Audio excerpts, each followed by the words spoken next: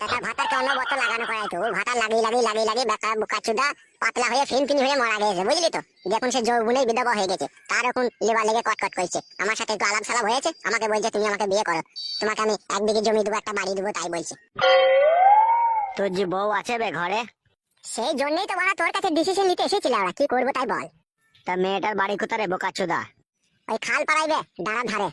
ওই খাল পাড়াতে বিধবা মেয়ে আবার কে বে? আমার সাথে চল তো, তাহলে দেখতে পাবি। ওইসব করতে যাই না বোকাচোদা, মার খেয়ে মরে যাবি তুই।